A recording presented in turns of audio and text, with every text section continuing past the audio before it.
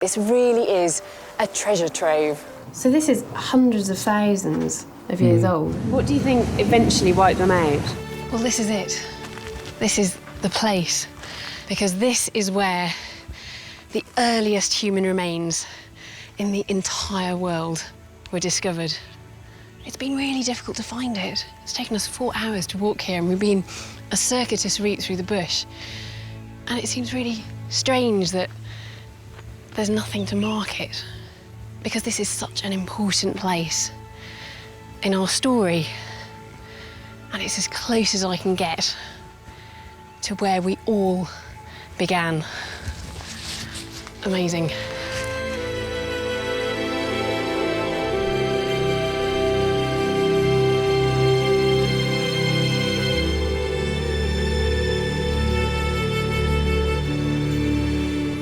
And this is what the archaeologists discovered.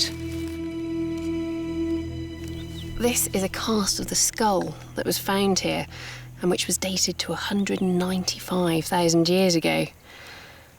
I think, considering it's so old, it's remarkably complete. OK, the fragile face bones are missing, but most of the brain case is here. We can see the size of the brain, and we can see this very characteristic forehead. No other remains of our species, even approaching this age, have been found anywhere else on the planet.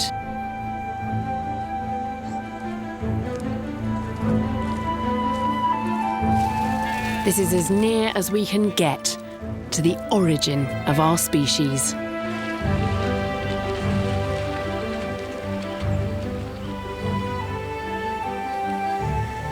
There's something very special about sitting here, looking out at the Homo.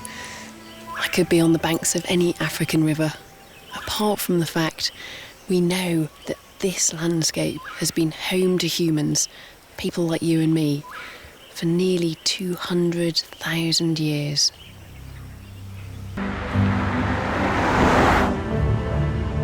I'm heading along the South African coast to a place called Pinnacle Point.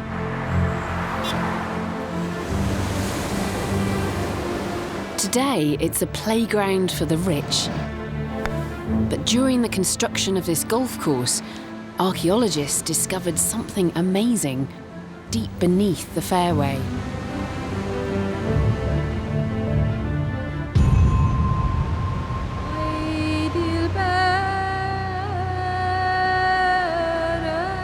This could be the oldest known dwelling of our species anywhere in the world.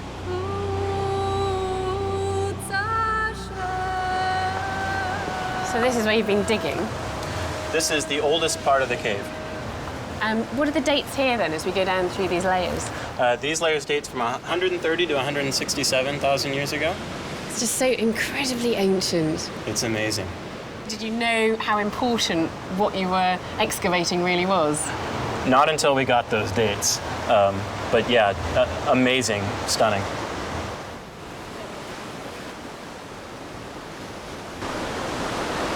The evidence in this cave reveals that those ancient families were behaving in ways quite unlike previous species of human. Well, Kyle, that's not from this cave, is it? Because I recognise this. This is a hand axe, isn't it?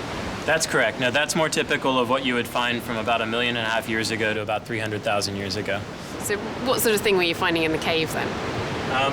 Okay, well, tools like these, blades and points, are much more typical of what we find in this cave. Made on quartzite, locally available on the beach down here. And in our oldest levels here, alongside these types of tools, we also have these very small bladelet tools. These are tiny. What could such minute blades have been used for? Obviously, these weren't used just in your hand like this, so how would they have been used? It's more likely that those were set in some kind of a handle to make a compound tool, maybe something more like this. This is a series of small blades set into a handle for use as a knife. Yes, I think that would work. So you think that's how these stone tools were used then, as a knife? That's one possibility, and it's also possible they would have been used for hunting weapons. Kyle and his team have discovered you can make some lethal weapons with these bladelets. This one looks particularly vicious, I think. This is one interpretation of how those small back blades might have been mounted. The advantage to this would be that there's these barbs that would prevent the tip from pulling out immediately and would inflict a greater injury.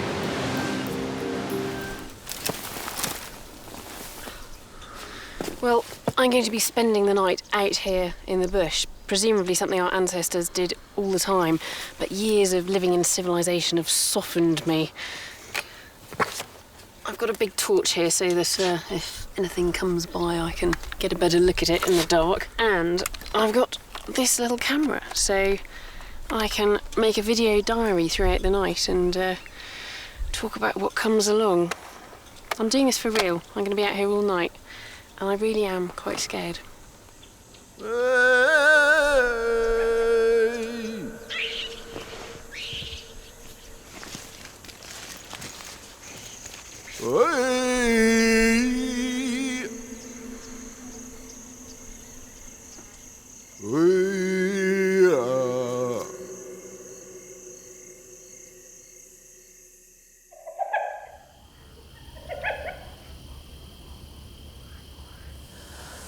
It's just amazing the amount of noises you suddenly hear.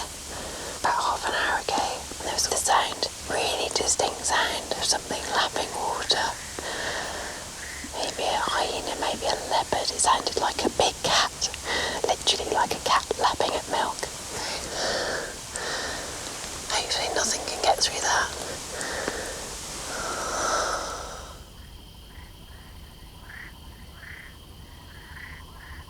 Suddenly feel really vulnerable as an animal which is designed to be out in the daylight. I mean, can't see very well at night. Hearing's alright, just about enough to get you feeling scared. And sense of smell as well. Compared to all those other animals, might as well not have it.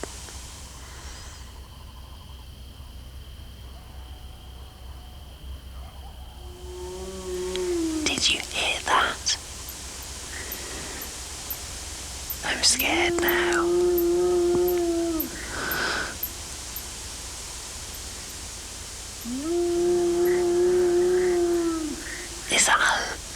Is that a lion? Is that a leopard?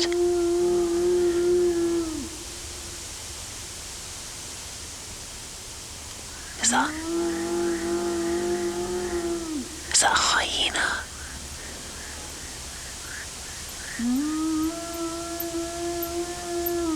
Oh, I don't like that noise. That's really spooky.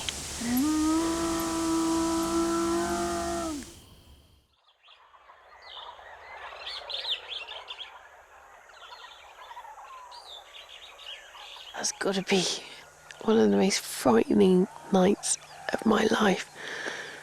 I did get some sleep, but then I got woken up by these horrendous noises.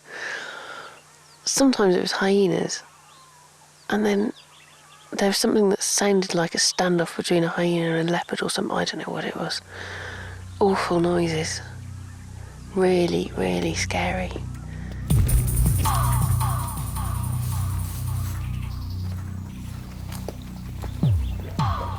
With the return of the crew, I pluck up my courage and look for signs of the animals that I heard in the night. Oh, just look at this. This is a big male leopard paw print, and there are large hyena prints as well. So these predators, these carnivores, were literally here, about 25 metres away from where I was sleeping, underneath that tree. They sounded really close during the night, and I can see now that they were.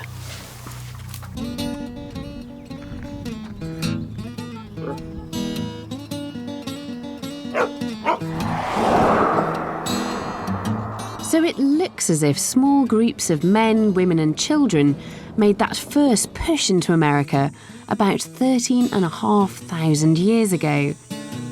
Using their sophisticated tools, they made the most of their new home and spread right across the continent from coast to coast. Until recently, this was the version of American prehistory that most experts agreed on. But a new discovery here in Texas is threatening to rewrite the entire story.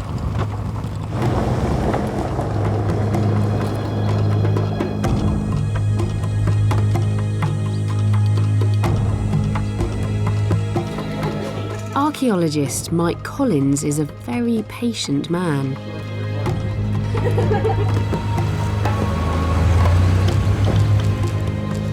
For 15 years, he's been digging away in this small field near Austin.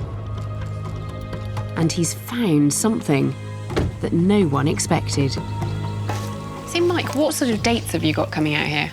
We have the entire prehistory of Central Texas represented at this site. The kinds of artifacts we find and the few absolute dates that we have tell us that people were here from 500 years ago back 13,500 years ago. Even more importantly, we have stuff below that. Below Clovis, so older than Clovis? Older than Clovis, pre-Clovis, right here at this site. But for years, archaeologists have thought that Clovis was the first culture in the Americas. You know, most archaeologists have thought that, but there's a few of us that have known better. And we're on the other side of the site. You can see the Clovis level, and you can see artifacts below it. You want to see that? I'd love to see it. Let's go see it.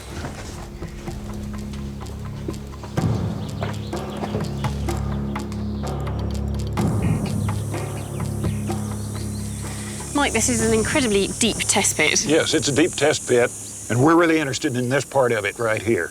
Because right through here we get Clovis artifacts, but as we dug down, we continue to get artifacts below that for about 20 or 25 centimeters more. Nice flake here, for example, with a platform and good flake scars on it. We have one date from down here of 14,400 years. 14,400? Yeah. So that's pre-Clovis? By 1,000 years. I mean, that's amazing because that makes us rethink all of our theories about early Americans. Yes, we have to rethink our paradigm. We have to come up with a new accounting of the peopling of the Americas. Mike, how sure are you about the date of these artifacts? It's just one date, so you need to corroborate it with further evidence, and that's what we're working on.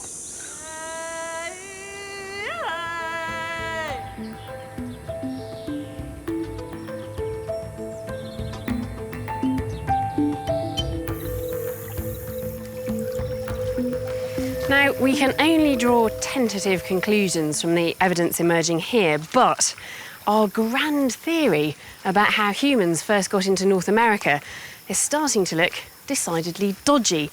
Because if there really were people living here at Gault as early as Mike says there were, then there must have been another route into the Americas, because the ice-free corridor wasn't open yet.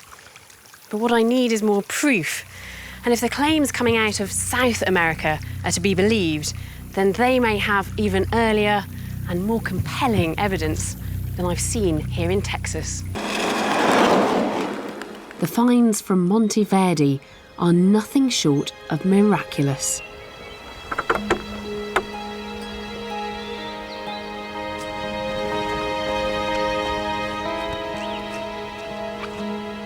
Quite strange, there's no evidence at all of it ever having been an archaeological site. There is sheep grazing, there's nothing obvious at all. But a few years back, local villagers came across something strange sticking out of the riverbank. Bones from a mastodon, a prehistoric relative of the modern elephant. It was a bank just like this that the animal bones were originally found in that alerted people to the fact that this was an archaeological site. As experts dug down, they discovered much more than just ancient animal bones.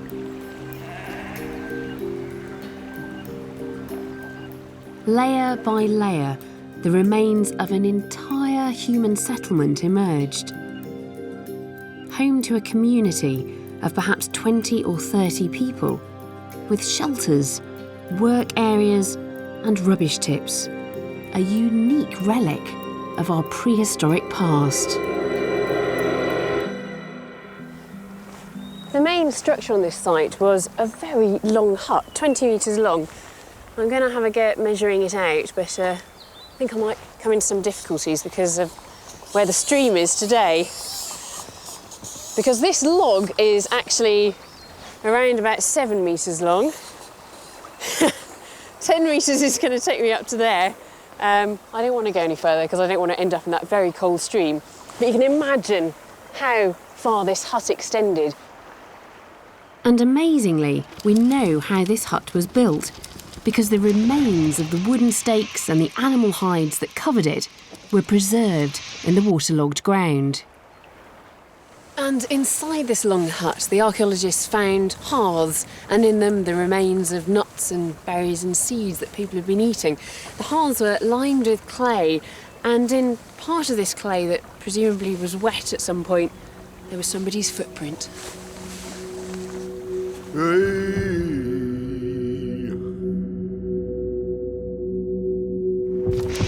About 30 metres away was the strange outline of what was perhaps another, much smaller hut.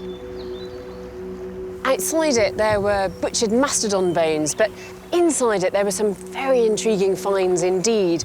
Some plant remains, a few of them seaweeds, that are still used by the Mapuche Indians today as medicines. Incredibly, the team even discovered the remains of potato skins. It's the first evidence anywhere in the world of humans eating potatoes. It's amazing to have this degree of preservation on an archaeological site. This really is a treasure trove.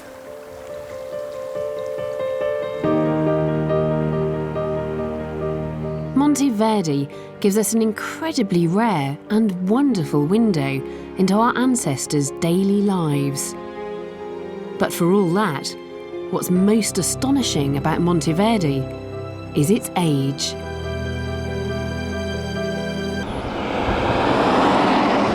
But that's nothing compared with the ice-free corridor 13,500 years ago. Any families coming through that corridor would surely have faced a hellish journey. Huddled against the howling wind in a land of torrential rivers and floating ice.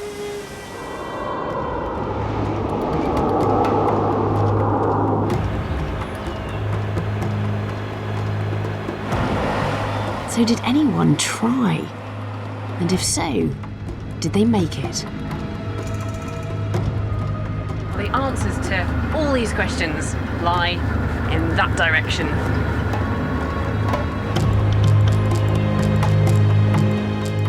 Because right across North America, archaeologists have been finding thousands of objects like this. They're called Clovis points.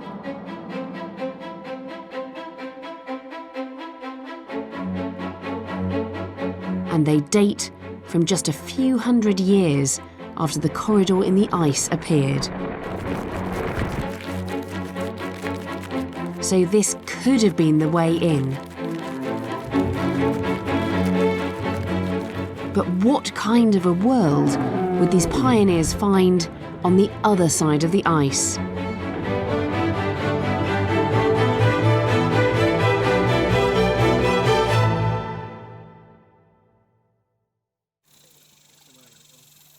The tools themselves are important clues, and to find out how, I'm meeting archaeologist Andy Hemmings. So these are these really classic stone Clovis spear points. Yeah, it's important to understand about Clovis, though, that they aren't just stone points, they also made some very lethal and effective bone and ivory points as well. These are state-of-the-art lethal killing machines from 13,000 years ago. And what sort of animals do you think they would have hunted with them? The most common that we've found them directly associated with are mammoths, bison, and mastodon in that order. But at Clovis sites across the New World, we found more than 125 species of plants and animals. So they're general hunters, but you really think they were hunting mammoths? Oh, absolutely. The best example probably is a site in southeast Arizona where 8 Clovis points were found with one mammoth body. 5 of them were found behind the back of the head and in front of the shoulder blades, any one of which probably would have been about a lethal wound. Andy shows me how he thinks they did it.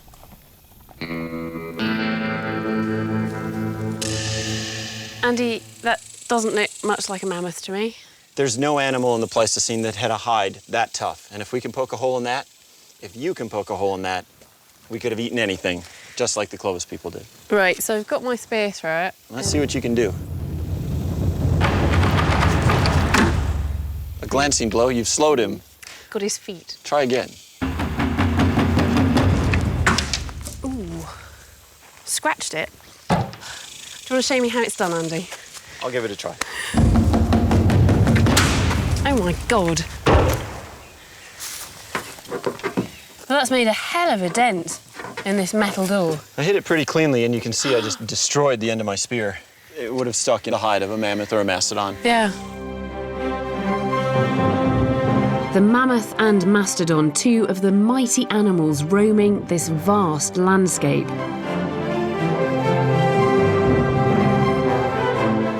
But little match for people with a weapon as deadly as the Clovis point.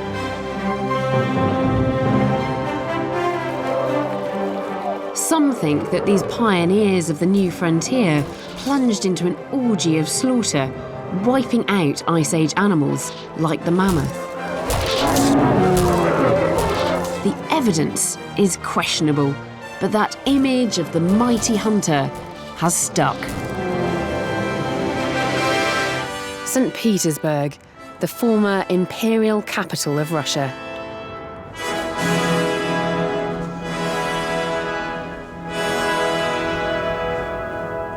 The Hermitage is one of the world's greatest museums, home to some of the most celebrated works of art.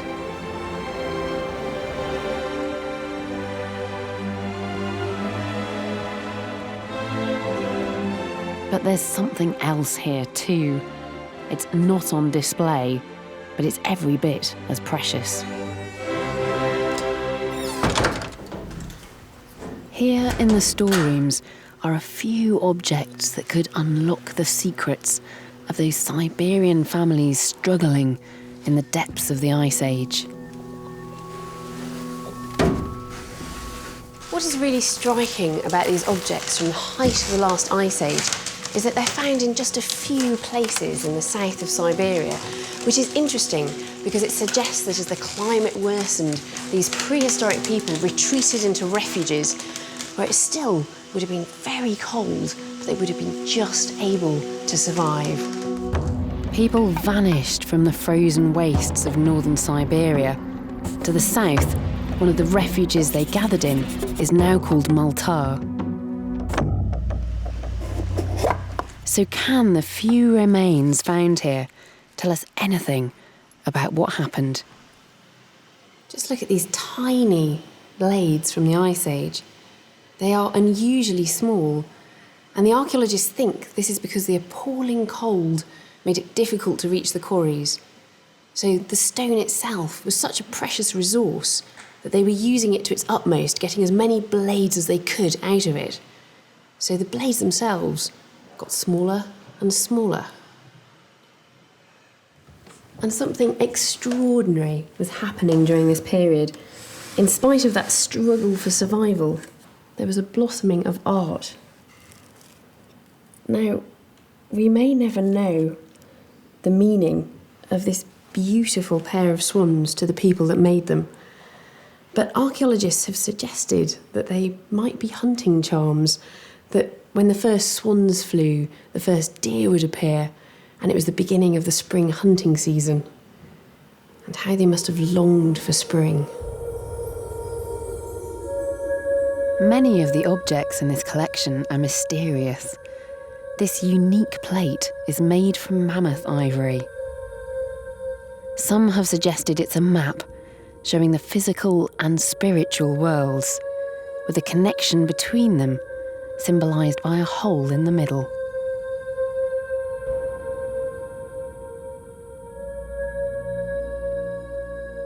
These precious bone figurines are amongst the earliest depictions of people wearing fur.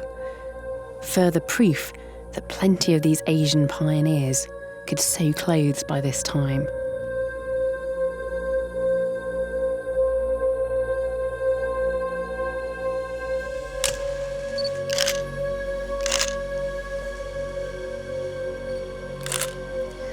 And finally, there are these delicate and beautiful little statues of women, and some of them are pierced, so they may have been worn as pendants, perhaps amulets. It's possible that they're fertility symbols, really underlining the importance and difficulty of producing children during such harsh conditions. And in fact, some archaeologists see this entire, very beautiful collection as a cry to the spirits in a time of stress and struggle. Finally, I'm allowed in to see the plaster casts of the Homo erectus skulls from the lower cave. And Professor Wu has a surprise waiting.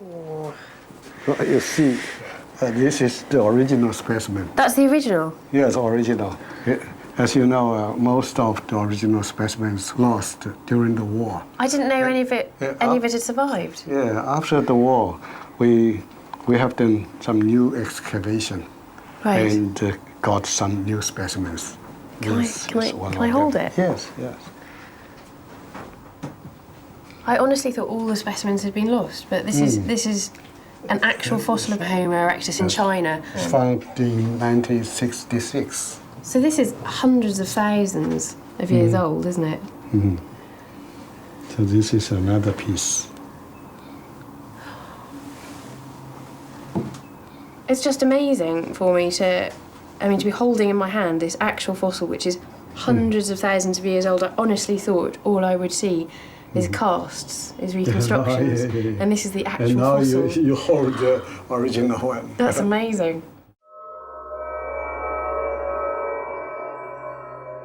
But even more important is what Professor Wu has spotted in these fossils.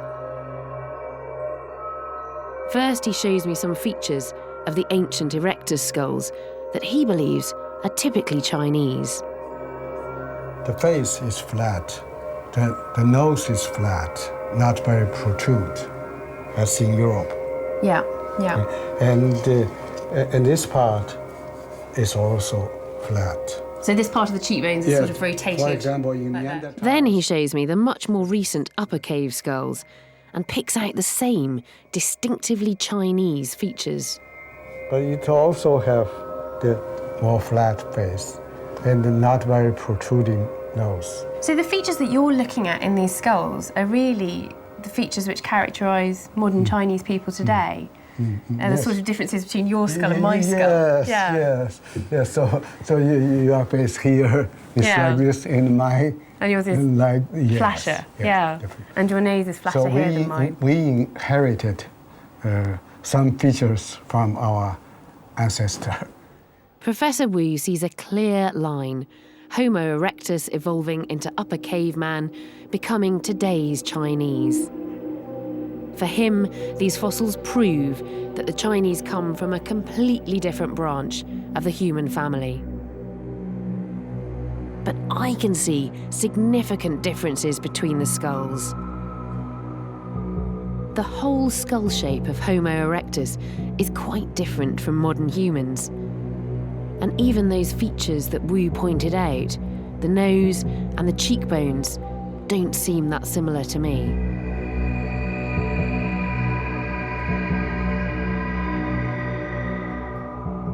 Professor B, you spent a lifetime studying these skulls, and I'm a complete novice in comparison.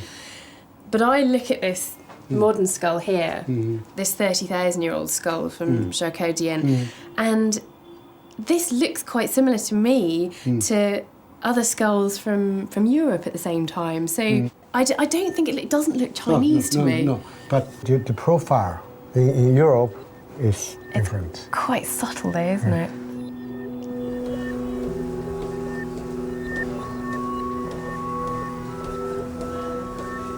I'm still not convinced that the Chinese are so fundamentally different from the rest of us. Professor Wu's so knowledgeable and his arguments are so persuasive, so maybe I'm missing something.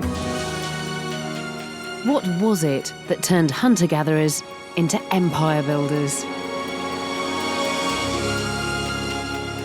I'm travelling through the awe-inspiring landscape of Guilin in South China in search of the key to their success.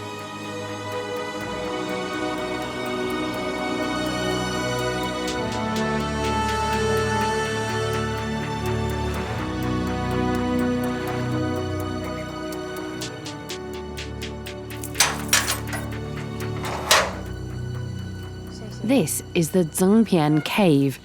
Excavations here tell us it was once lived in by hunter-gatherers. And in 2001, a wonderful discovery was made.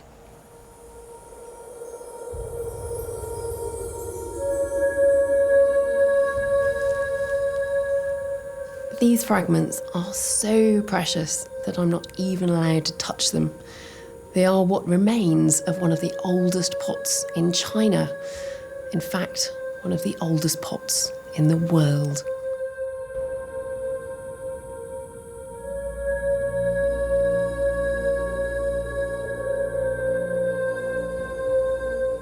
So who made this pot? Well, the people living in this cave so many thousands of years ago would have been nomadic hunter-gatherers, still living an ancient lifestyle in many ways.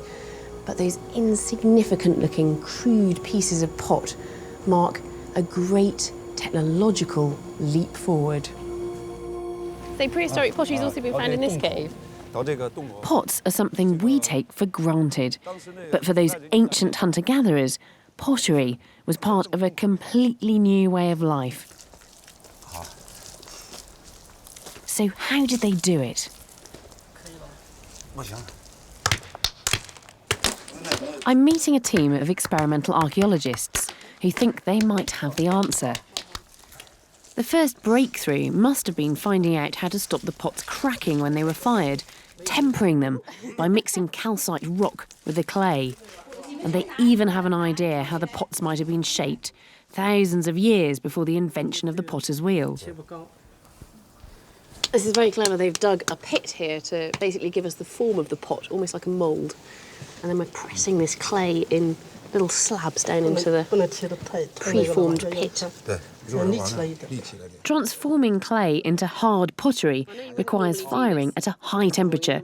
Today, this is done at 1,000 degrees Celsius in a kiln, way beyond the capabilities of those hunter-gatherers.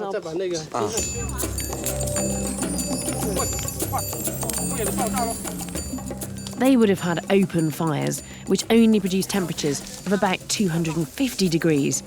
I'm quite doubtful this is going to be enough.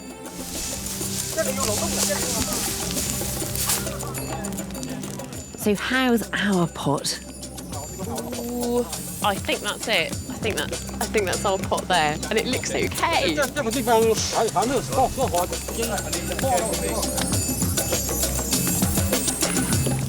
Fantastic.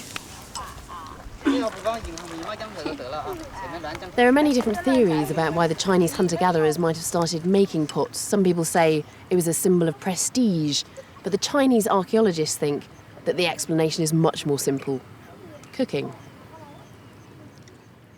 Pots meant that a wider range of food could be cooked and stored, vital in hard times. And by 9,000 years ago, there was another innovation: farming. One of the things that those early Chinese potters would have been eating was wild rice. Now, it certainly wouldn't have been the main source of food because it was hard to collect and actually didn't give much energy in return. But despite the availability of other vegetables, it was rice that became more and more important and even crucial to the early success of the Chinese. Oh, I've seen pictures of the Great Cave at Niah, but nothing really prepares you for the sheer scale of it.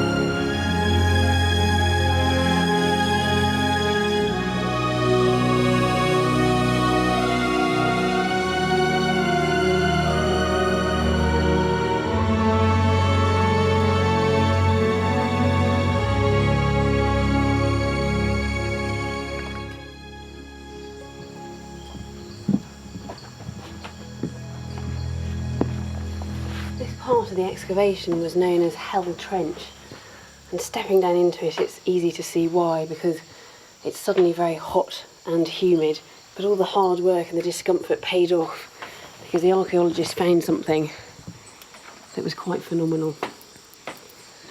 It's a human skull. It was in many pieces when it was first found, which had been carefully fitted back together like a jigsaw. And this is the top of the skull. It's unmistakably a modern human. It has a high, domed forehead. The skull has been dated to nearly 40,000 years old. The oldest confirmed remains of our species in Southeast Asia. But Niah Cave also offers us a clue as to how these people survived in the challenging environment of the rainforest.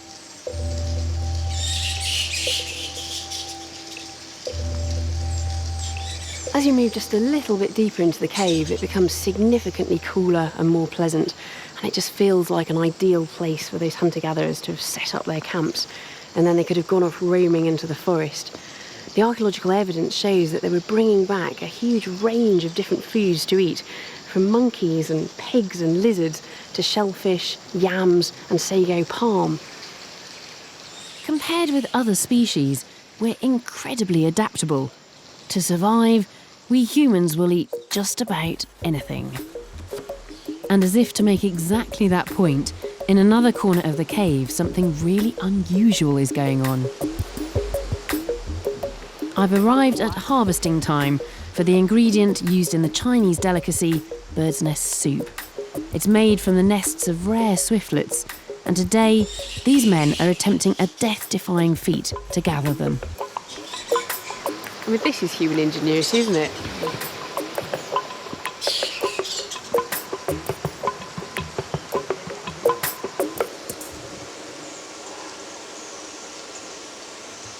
Sweet little tiny swiftlet's nest, which has just been built out from the wall of the cave, made of saliva. It feels a bit like resin or something. It's very odd. I can't believe that anybody would want to make soup out of it. This is a reconstructed Neanderthal skeleton, and generally speaking, the skeleton is very similar to ours.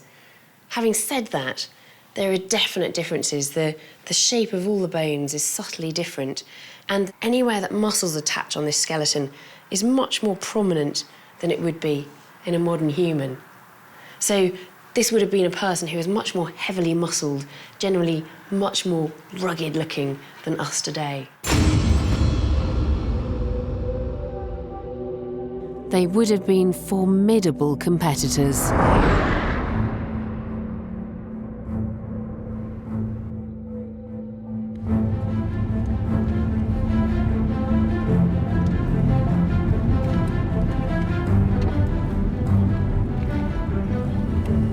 So Neanderthals were tougher and better cold adapted than us, and some of them even had bigger brains than modern humans.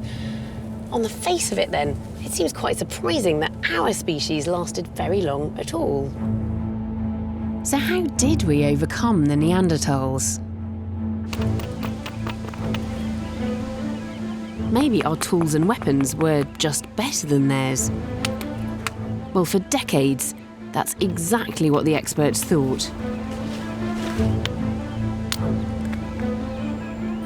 But this idea hadn't been thoroughly tested until now. So how are you doing? Oh, doing all right. Bruce Bradley and Metin Erin spent over a year making thousands of basic cutting tools. So we've got these two tools. This one, a basic tool made by a Neanderthal, and this one, a basic tool made by a modern human at the same sort of period. Correct. Now, they're obviously very different looking. This one's long and thin, and this one is round. But are they different in terms of function, in terms of what they're used for? They were used for the same kind of tasks, mostly cutting tasks. So, for example, I mean, both are really sharp. If you want to use both of those to cut, some pretty thick leather here. This is a typical Neanderthal tool. Exactly. You can see that it just cuts through this really thick leather very easily. That is incredibly sharp. Look at that. Wow. And this is really tough leather. Effective, isn't it? So, That's brilliant. yeah. Now let's try the blade. Hold it very carefully. Yeah. This is, This is the sort of thing that was made by modern humans. Exactly. If anything, I would say that flake is a bit, I mean, that's cutting, but just, you know, just picking up the tool and using it immediately, I'd say the flake's actually a little bit easier to use. When we created thousands of tools, we found that the technology of the Neanderthals actually produced more cutting edge overall. It wasted less raw material, and you could produce more tools than the blade cores of modern Homo sapiens. Now, Martin, that's very new, isn't it? That's quite remarkable, because you're telling me that the Neanderthal technology is just as good, in fact, if not better, than the modern humans. I mean, that goes against everything that people have said for the last few decades. That's true, and it was a very exciting result.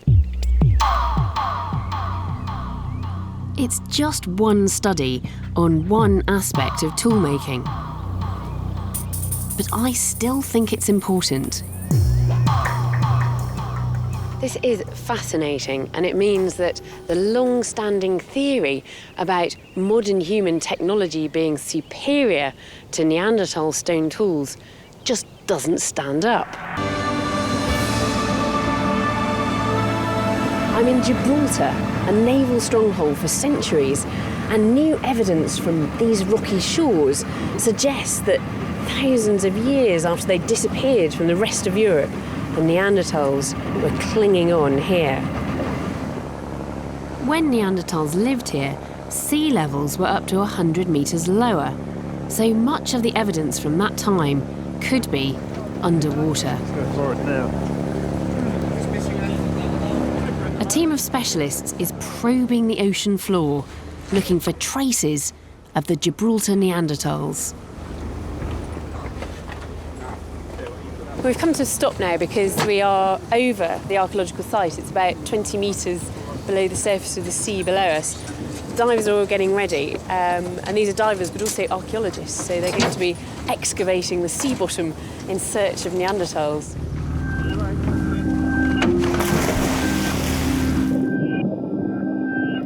These divers are up against poor visibility with a limited oxygen supply. Underwater archaeology is always challenging. But Clive Finlayson has already made a series of significant discoveries in the sea caves nearby. This is where the last Neanderthals made their last stand, if you like, 24,000 years ago.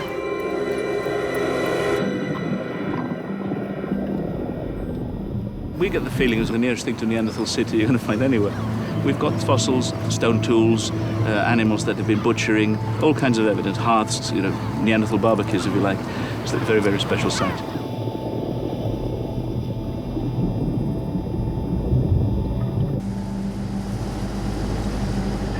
They think that Neanderthals may have held on here long after they'd been wiped out in the rest of Europe.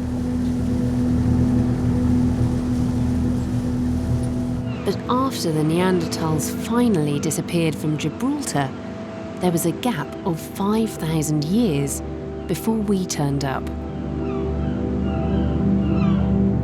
So it looks as though whatever finally killed Neanderthals off, it wasn't us. What do you think eventually wiped them out? It may have been a numbers game. There's so few left, as would happen to populations of endangered species today, like the panda or tiger. Just random fluctuations in numbers can bring it down to zero, and there's no recovery from zero. So it could have been that. It could have been disease, inbreeding, a whole range of factors that can affect a small population and knock them over the edge.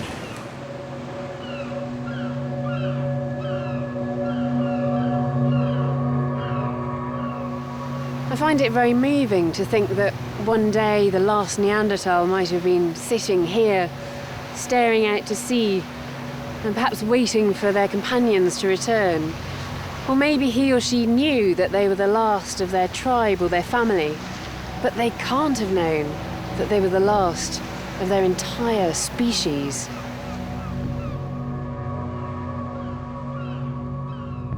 So that was the end of the Neanderthals. Or was it?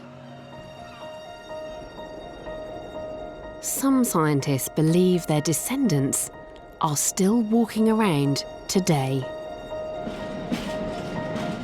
If our ancestors interbred with them, some of us could be part Neanderthal.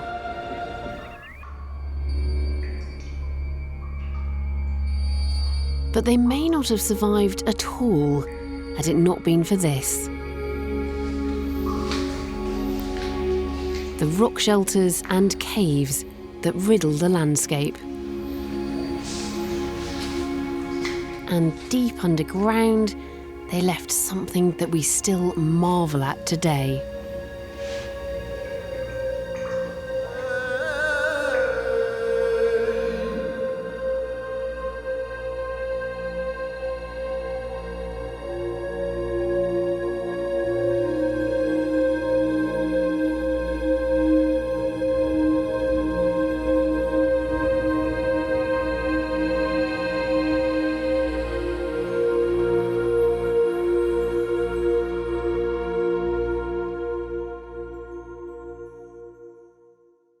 I'm in a cave called Peshmerl, which is stunningly beautiful naturally, but look at this. This is real artistic expression, something that defines us and sets us apart as a species.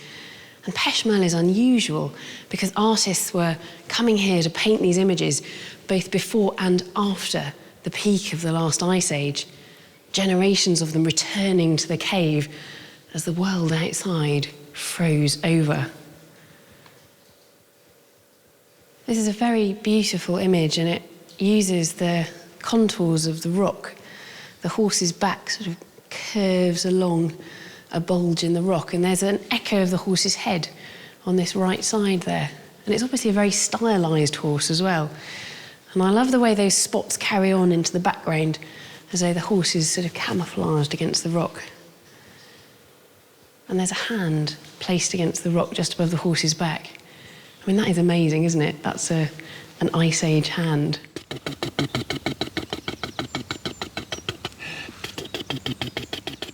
Michel Leblanche has devoted his life to studying the art found in caves like Peshmerl.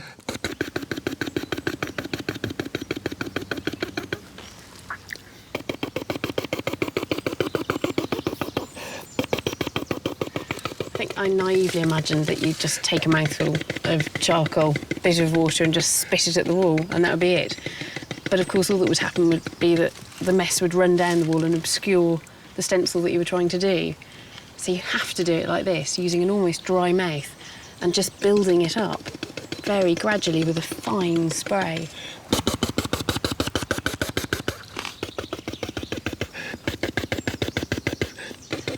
Monsieur Leblanche did a recreation of the horses at Peshmerl using this technique. It took him a whole week. Is it finished? Yes. It's finished? Yes, that's right. But what drove these people, struggling just to survive, to paint? The vast majority of these images seem to be animals. There don't seem to be many representations of humans. No, that's true. They are mainly animal figures. And for them, of course, animals were not only game, but also spirits, symbolic. So the animal figures are, in fact, symbolic figures. And going into Peshmerl, I mean, it's such a beautiful cave with all the stalactites hanging down. And yes. It does feel as though it was, I don't know, almost a temple.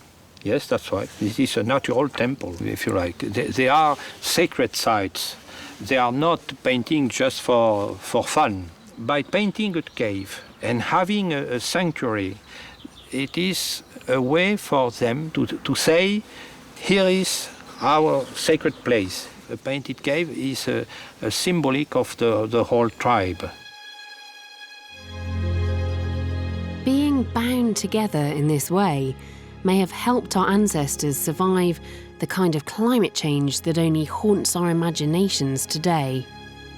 The discovery was made by a young Aboriginal Australian. A young girl just stumbled across them and She invited this professor over and he had a look at it, and people started getting excited when they thinking it could be a really major find. So major that as soon as it was revealed, the site was buried again to protect it. It's still secret today. Yeah, and it remains secret forever and a day according to the elders. This site is very precious. It's our past, we're going to preserve and protect it for the future generations.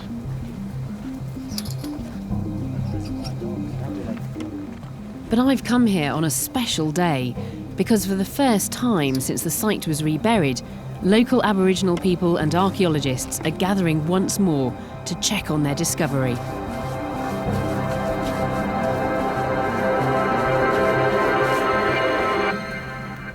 Over 500 human footprints.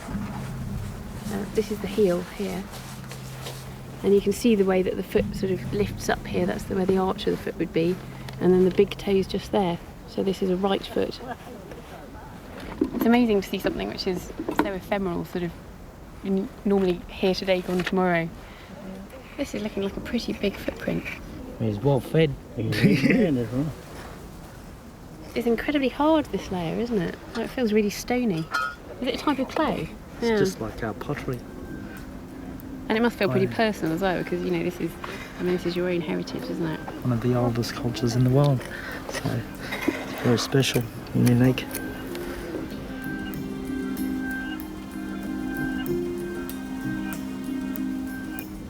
But who do the footprints belong to?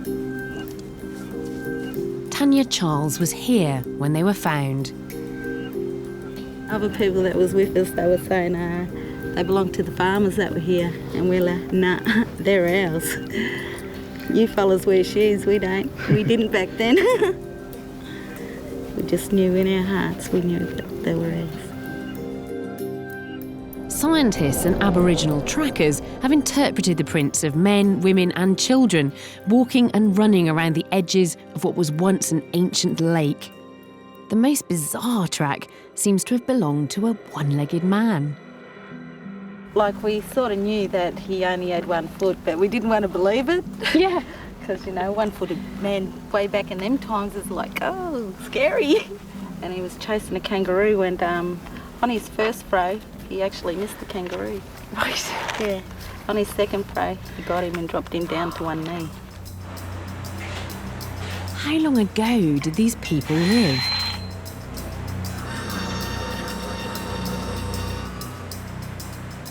With a new technique called luminescence dating, scientists could measure the tiniest glow when grains of sand from the footprints were analysed, and from this they could calculate how long the footprints had lain buried. The results were stunning. The footprints were around 20,000 years old.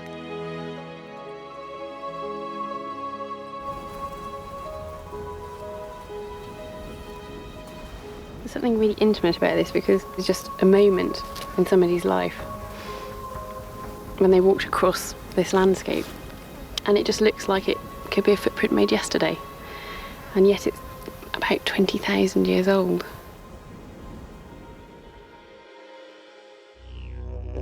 So is this when people first reached Australia, long after we colonised Europe and Asia? It would certainly make sense, given how far away Australia is. Today on Flores, local people still tell stories of strange, human-like creatures, the cave-dwelling Ebugogo. So I'd really, really like to know more about this story of Ebugogo. According to our ancestors, there were Ebugogo in our land, in our village, a long time ago, around the 15th century. Are they humans? I mean, are they like us?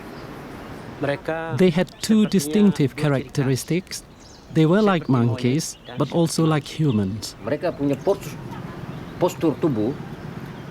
Their physical features were short, hefty,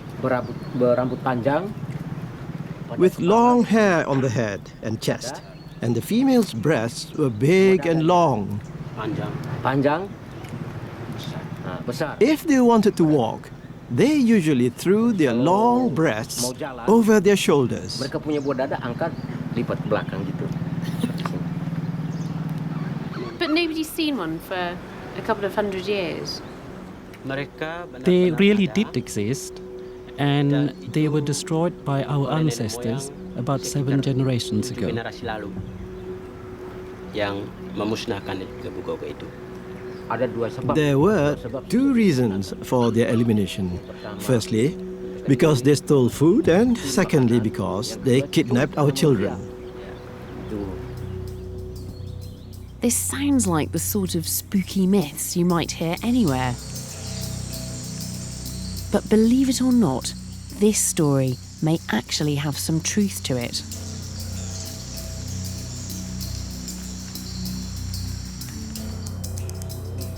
Archaeologists were excavating in this cave on the island, looking for signs of the earliest modern humans, when they made a startling discovery. A small-bodied, small-brained creature, a type of human that nobody had ever seen before. It quickly became known as the Hobbit. So this is the skeleton of this minute woman that the archaeologists found in the cave of Liangbour on the island of Flores. And she is just absolutely tiny. When she was standing at her full height, she would have reached to about 1 metre tall.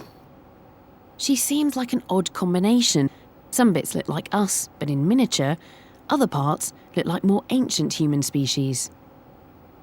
People still are unsure about exactly who she is. Most people believe that she is indeed a different species. So it really does make us rethink what we think about ourselves and what we think about the whole human family as well. Could the Hobbit have affected our ancestors' journey? Dating of the bones shows they were here around the time of the migration of our ancestors through Indonesia. So would they have encountered this race, this population of very tiny people? And what would have happened if they did? I don't know what they would have thought about Homo sapiens.